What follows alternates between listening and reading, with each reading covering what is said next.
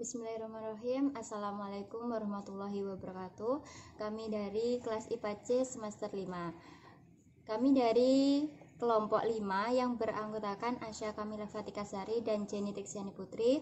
Di sini kami akan mempresentasikan makalah kami yang berjudul Prinsip dan Acuan Penilaian.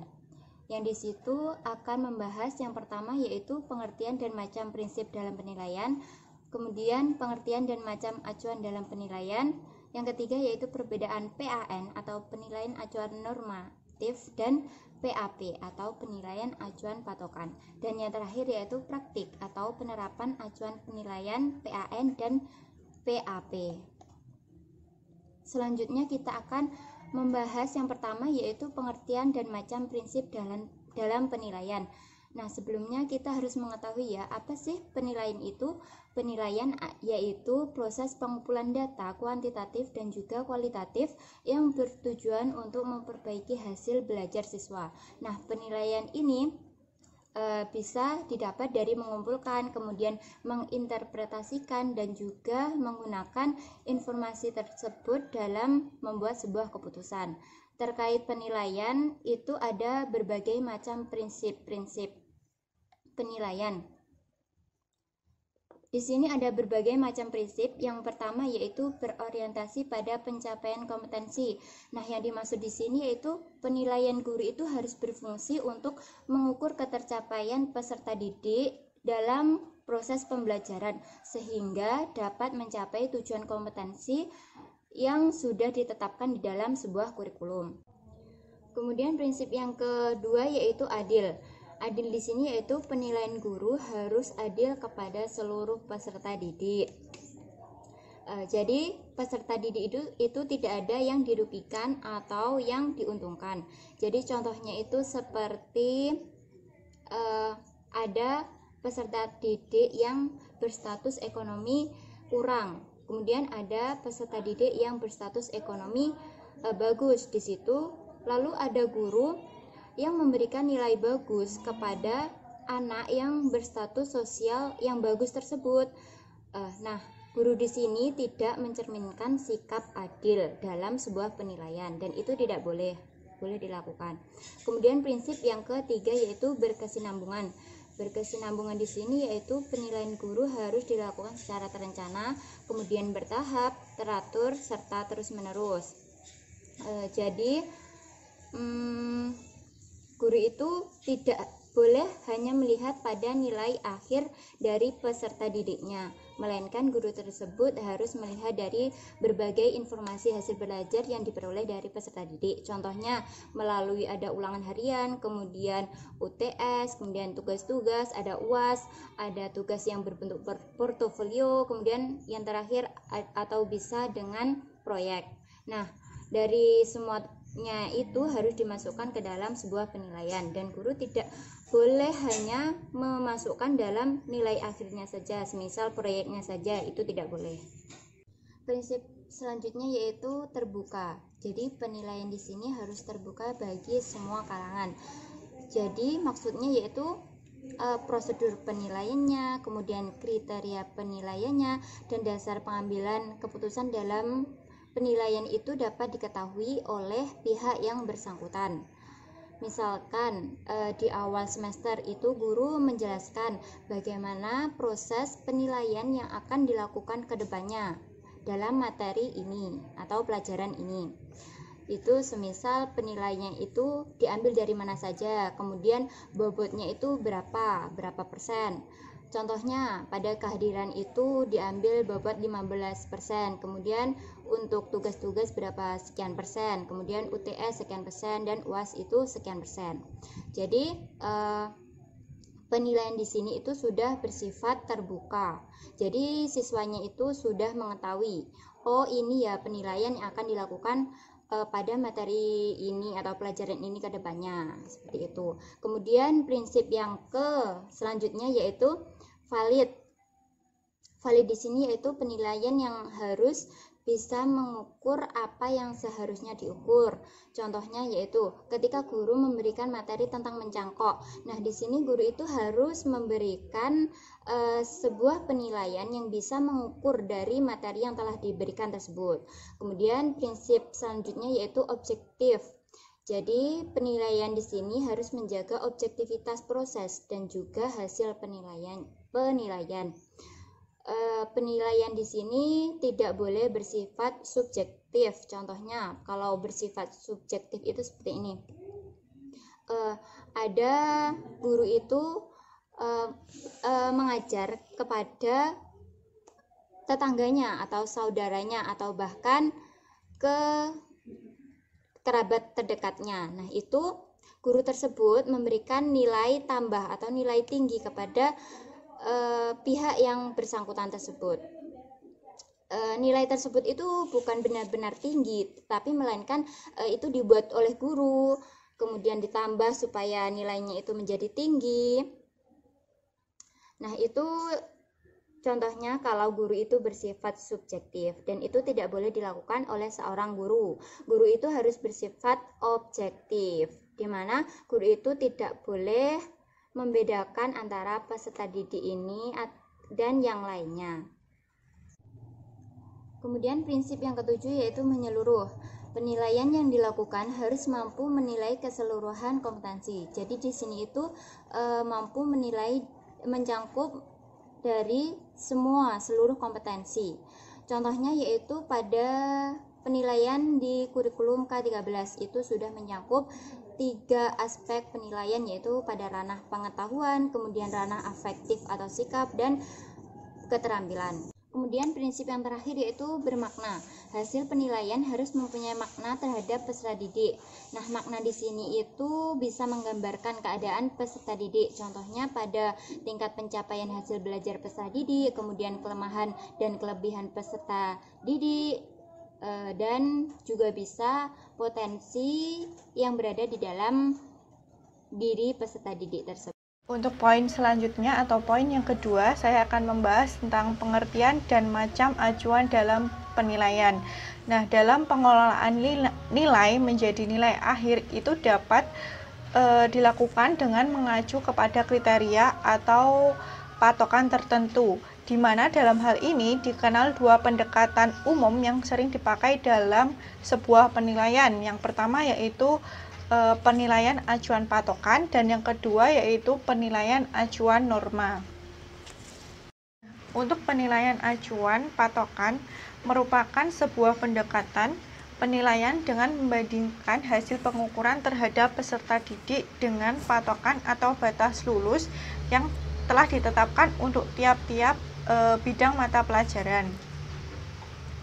Nah, dengan adanya penilaian acuan patokan, kita dapat mengetahui kemampuan setiap peserta didiknya, seperti materi apa saja yang sudah dikuasai oleh peserta didik, dan juga materi apa saja yang belum dikuasai oleh peserta didik.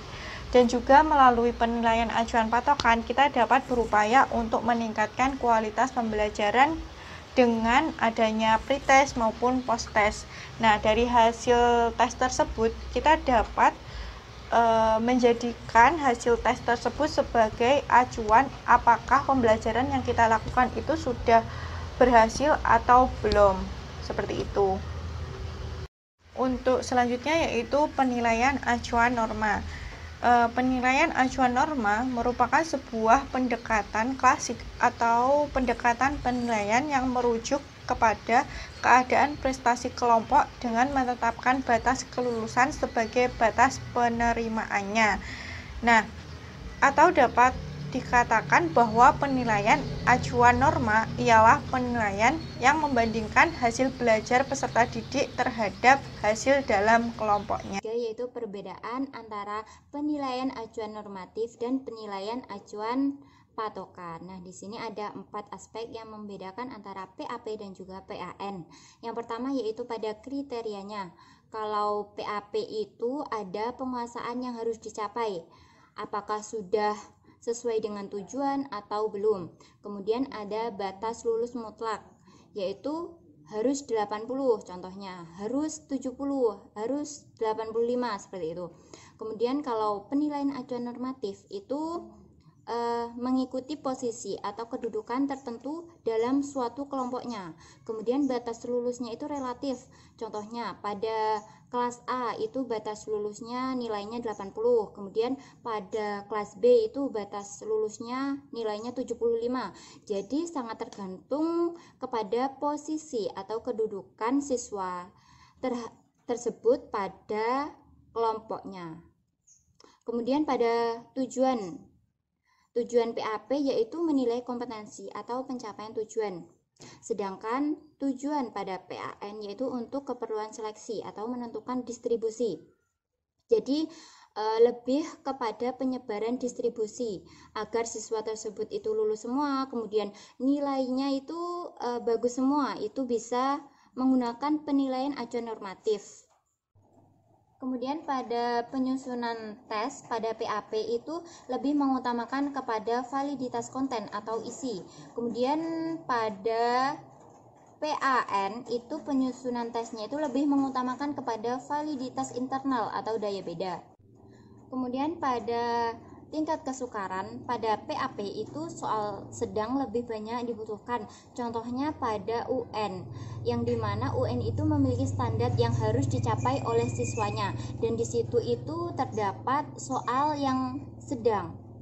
Kebanyakan soal yang sedang daripada soal yang sulit seperti itu. Kemudian pada PAN itu tingkat kesukarannya itu dilihat pada prediksi batas lulus. Contohnya nilai 70 pada sebuah sekolahan itu guru bisa menyatakan lulus pada siswanya. Karena apa? Karena guru tersebut itu sudah memprediksi bahwasanya kalau sekolah itu hanya bisa mencapai kelulusan pada nilai 70, sedangkan kalau untuk nilai 80 itu belum mungkin seperti itu contohnya. Jadi lebih kepada prediksi dari seorang guru. Contoh penerapan penilaian acuan patokan itu misalnya seorang guru memberikan sebuah tes dengan jumlah soal yang diberikan sebanyak 5 butir soal, kemudian peserta didik dituntut untuk mendapatkan skor sebanyak 85. Langkah yang dilakukan yang pertama yaitu dengan menghitung skor dengan rumus penilaian acuan patokan. Di sini saya menggunakan perhitungan penilaian acuan patokan dengan 2 tipe. Untuk tipe pertama yaitu saya menggunakan 90% dikali 85. 85 didapat dari skor yang dituntut, itu mendapatkan hasil 76,5 yang dibulatkan menjadi 77. Untuk tipe yang kedua, saya menggunakan 81% dikali 85 mendapatkan hasil 68,85 dibulatkan menjadi 69. Nah, 77 dan 69 ini dijadikan sebagai patokan paling bawah nilai teratas seperti nilai A dan juga nilai angka 4. Selanjutnya yaitu mengkonversikan nilai. Untuk tipe yang pertama yaitu mendapatkan nilai 77 ke atas itu akan mendapatkan nilai huruf A dan nilai angka 4. Untuk tipe yang kedua itu mendapatkan nilai 69 ke atas itu akan mendapatkan nilai huruf A dan nilai angka 4. Begitupun selanjutnya untuk nilai 68 sampai 76 ke atas itu akan mendapatkan nilai huruf B dan akan mendapatkan nilai angka 3. Untuk langkah selanjutnya yaitu mengubah skor menjadi nilai. Nah, untuk peserta didik yang mendapatkan nilai angka 75 akan mendapatkan nilai huruf B dan akan mendapatkan nilai angka 4. Itu untuk tipe yang pertama. Untuk tipe yang kedua, peserta didik yang mendapatkan nilai 75 akan mendapatkan nilai huruf A dan akan mendapatkan nilai angka 4. Untuk selanjutnya saya akan menjelaskan tentang contoh penerapan penilaian acuan norma. Contohnya seperti yang di slide, yaitu terdapat 10 peserta didik mengikuti UAS dengan mendapatkan skor sebagai berikut, seperti Angga itu mendapatkan skor 11, Nisa itu mendapatkan skor 14, Ika mendapatkan skor 7, Nana mendapatkan skor 9, Susi mendapatkan skor 1. Nah, untuk langkah selanjutnya yaitu kita akan menghitung skor dengan rumus, dengan ketentuan yaitu batas lulus itu ditentukan sebesar M ditambah 0,25 dengan diberi nilai cukup. Dan skor yang harus dicapai itu adalah 17 skor. Kemudian prestasi rata-rata kelompok atau M itu bernilai 8 dan deviasi standar atau S itu bernilai 4. Nanti hasil dari menghitung skor dengan rumus itu akan seperti yang ada di tabel yang telah saya tayangkan di slide. Nah, untuk cara menghitungnya saya ambil untuk di bagian yang di ketentuan tadi. Misalnya M ditambah 0,25 kali S sama dengan 8. 8 ini adalah M-nya tadi, kemudian ditambah 0,25 dikali 4. 4 itu dari S-nya tadi, itu hasilnya 9. Nah, 9 ini tadi diakumulasikan ke dalam nilai angka. Nah, nilai angkanya itu masuk ke dalam nilai angka 6 dan untuk huruf itu masuk dalam nilai C. Seperti itu. Langkah selanjutnya yaitu mengkonversikan skor tadi itu menjadi nilai. Nah, tadi kan kita udah ngitung di skor 17 sampai bawah ya, seperti yang ada di tabel. Nah, untuk selanjutnya bisa dilihat di tabel yang saya tayangkan di slide. Nah, itu kan ada skor, kemudian nilai angka, kemudian skor dan juga nilai huruf.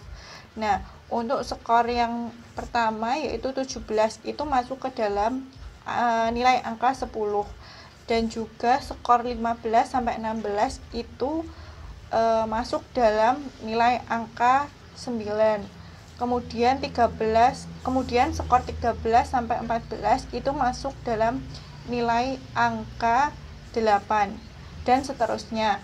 Kemudian untuk skor-skor yang akan dikonversikan kepada nilai huruf, misalnya skor 15 sampai 17 itu termasuk dalam nilai huruf A.